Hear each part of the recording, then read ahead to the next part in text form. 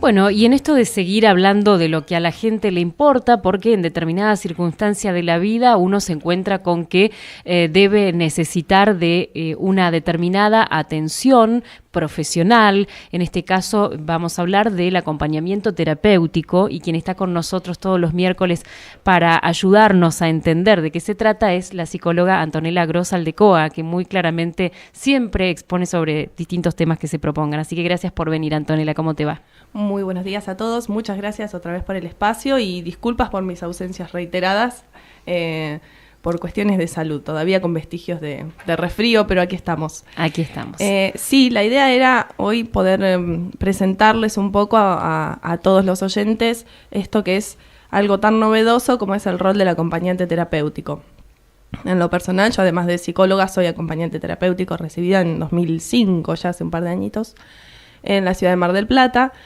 Quien fue en ese momento mi docente, hoy es el vicepresidente de la asociación que nos nuclea a nivel nacional, que es ATRA, y estuvimos también hace un par de semanas con un grupo de colegas y estudiantes en la ciudad de Catamarca, en el Congreso Argentino, que fue un evento de suma importancia institucional para el rol, que insisto es muy novedoso, y de sumo interés para todos los que estuvimos ahí compartiendo las distintas mesas y los distintos temarios.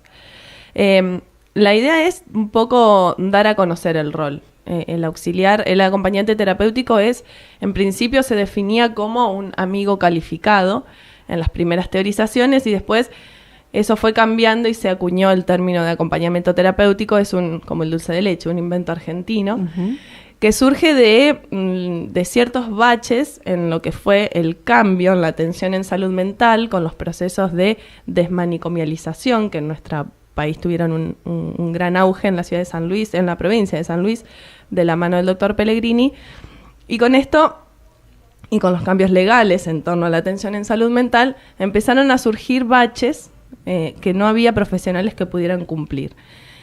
Todo este proceso de cambio tiene que ver con reconocer los derechos subjetivos de cada paciente, es decir, empezar a pensar que esos pacientes que estaban institucionalizados durante largos periodos de su vida, tal vez se beneficiaran más de otro tipo de procesos que reconozcan su subjetividad y que le permitan explayar algo del orden subjetivo individual,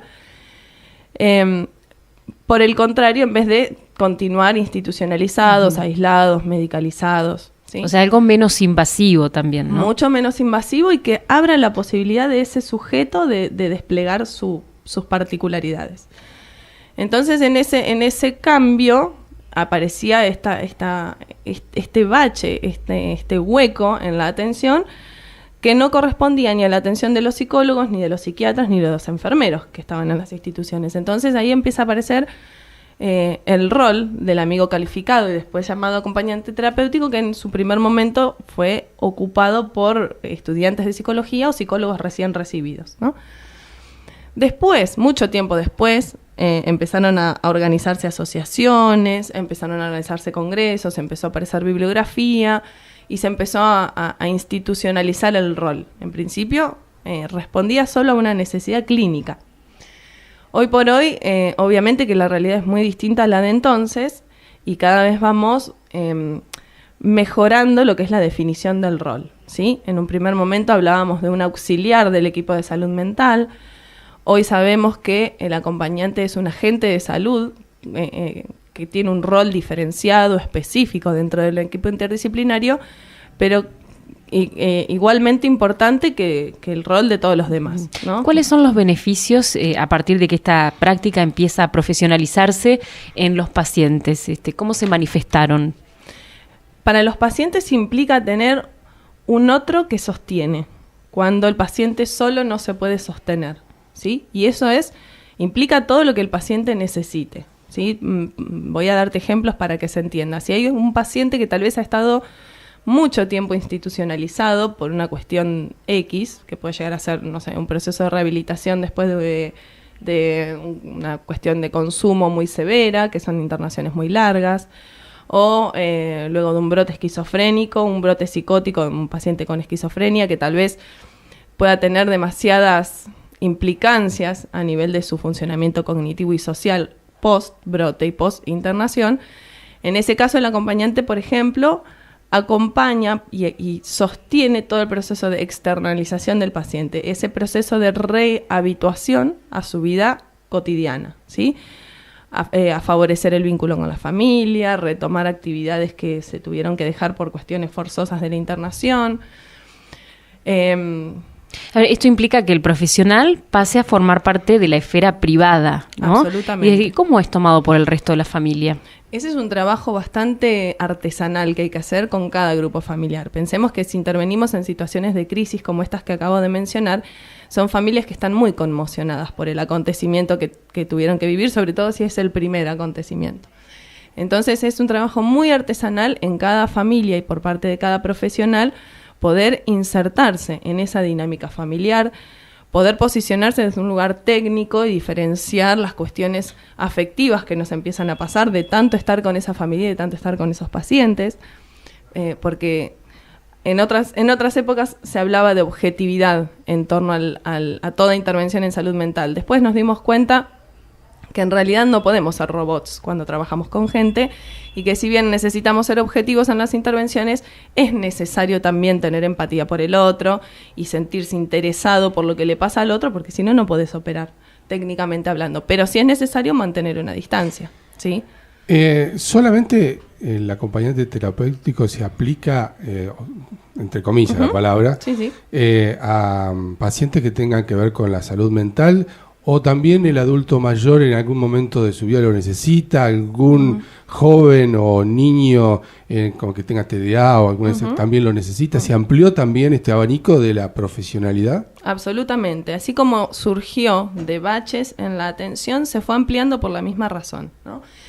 Si bien iniciaron los primeros acompañantes a trabajar en instituciones de salud mental con pacientes severos y crónicos, hoy en día el rol se fue ampliando y fue abarcando otras instancias, como por ejemplo familias judicializadas. Entonces, tal vez un acompañante pueda llegar a acompañar y sostener un proceso de revinculación familiar, o sostener familias en situación de vulnerabilidad, colaborando en la organización de rutinas diarias, en el sostenimiento emocional de los niños cuando hay mamás o papás que no lo pueden sostener y hay un proceso judicial en el medio. También se trabaja con adultos mayores, pero siempre lo que caracteriza el rol del acompañante terapéutico es que siempre trabaja en función de un objetivo terapéutico que establece un equipo. Un equipo pueden ser 2 personas, puede ser acompañante psicólogo, acompañante psiquiatra, ¿sí? Pero necesariamente, a diferencia del cuidador domiciliario, tiene que haber un equipo de salud interviniendo y diseñando un tratamiento. Por eso es acompañamiento terapéutico, porque la finalidad de la presencia de esa persona, de ese profesional, tiene que tener una orientación terapéutica. Si no, es un acompañamiento social, comunitario, ¿sí?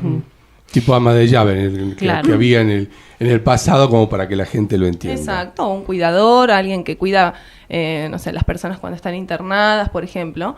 ¿Es acompañar al paciente también? Sí, claro que es acompañar al paciente, pero no hay un objetivo terapéutico, ¿sí? ¿Qué es lo que tenemos en Suárez? Digamos, hablabas de, creo que ya lo habías mencionado, o lo mencionamos antes de comenzar la entrevista, que venías de un congreso en la ciudad de Catamarca, y que la carrera en Suárez se está dictando. Sí, en Coronel Suárez tenemos 2 ofertas de formación. Por un lado, el curso no oficial, que lo dicta personal de la Asociación Línea Vida de Bahía Blanca, que es a la que pertenecemos en Coronel Suárez y en la zona, que se cursa lunes por medio, con una carga horaria de 2 horas, ¿sí? Ese es un curso anual, de marzo a diciembre. Por otra parte, se abrió este año en el Instituto de Formación número 160, la Tecnicatura, ¿sí? Que ahí sí ya estamos hablando de una titulación oficial de 3 años de cursada, y en la cual los alumnos cursan todos los días, de lunes a viernes, 4 o 5 horas diarias, depende del día. Y al finalizar el primer año de cursada cuentan con el título de acompañante terapéutico. Después tienen la opción de seguir otros 2 años más para alcanzar el título de tecnicatura. Es decir, que si esos profesionales el día de mañana, ya profesionales, deciden quedarse en la ciudad, digamos, hay una buena red de acompañantes terapéuticos aquí como para trabajar. Sí. Y ahora viene la otra parte también, que es cómo se costean estos tratamientos cuando las obras sociales deciden no cubrirlos.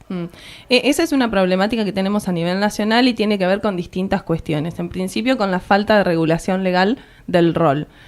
Como no tenemos ley de ejercicio a nivel nacional ni provincial todavía, que son los proyectos que están en elaboración, no estamos amparados para sostener nuestro rol frente a la negativa de las obras sociales.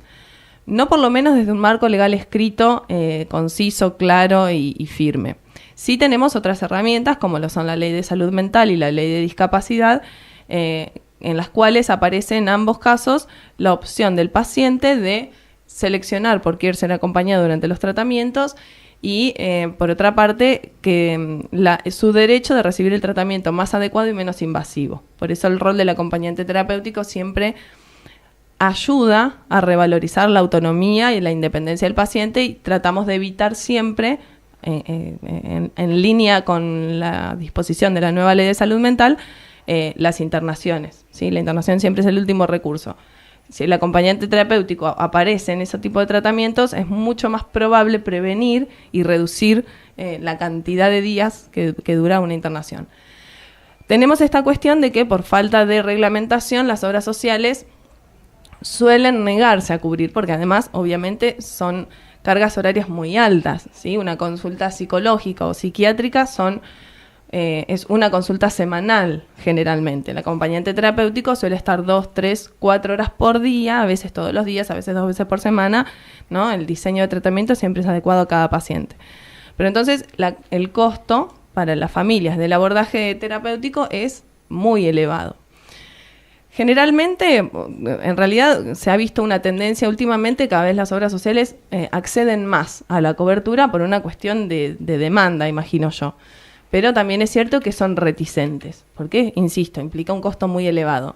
Siempre las familias tienen la opción del recurso de amparo cuando hay una negativa, que se sostiene en estas dos leyes que nos rigen al día de la fecha y que suelen tener resoluciones positivas, ¿no? Porque uno no pide un acompañamiento terapéutico porque sí. Generalmente siempre que hay una indicación terapéutica está fundamentada y es cuando realmente el paciente lo necesita, con lo cual la justicia accede generalmente y los recursos de amparo en este sentido son de rápida resolución. No tenemos demasiadas demoras. Por lo menos los casos que hemos tenido que trabajar en Suárez han sido de positiva y rápida resolución. Pero sí es cierto que la resistencia está, digamos. Pero también es cierto que tenemos herramientas para enfrentarlas. Bien, interesante para familias que por ahí se están preguntando cómo hago para pagarlo, ¿no? Pero bueno, parece que lo has explicado muy bien, sí. Por otra parte, perdón, Javi, si el paciente con el que vamos a trabajar cuenta con el certificado de discapacidad, por ley debe acceder al 100% de la cobertura, con lo cual todo paciente que cuenta con certificado de discapacidad y requiere un acompañamiento terapéutico, la obra social no puede oponerse y en ese sentido también es un gran alivio para las familias, ¿no? Uh-huh. Y quería retomar con respecto a la tecnicatura de acompañante terapéutico, porque allí debe haber gente que está interesada en hacerlo. ¿Cuáles son los requisitos? ¿Dónde debe inscribirse? Para todos los interesados, casualmente, hoy se realiza en el Instituto 160 la muestra de carreras, así que tenemos ahí todo el equipo docente y el alumnado dispuesto a contarles de qué se trata, cuál es el plan de estudios de la carrera y qué salida laboral puede llegar a tener. Así que invitamos a todos a acercarse hoy, en el día de hoy, están desde las 9 de la mañana y vamos a estar hasta las 18 horas. En el Instituto 160, en el Colegio Nacional, que todos conocemos como Colegio Nacional, para enterarse un poco más. Requisito secundario completo, y es una carrera terciaria en lo que es el 160, también en el curso no oficial, con fotocopia de documento y certificado de estudios secundarios, pueden ingresar.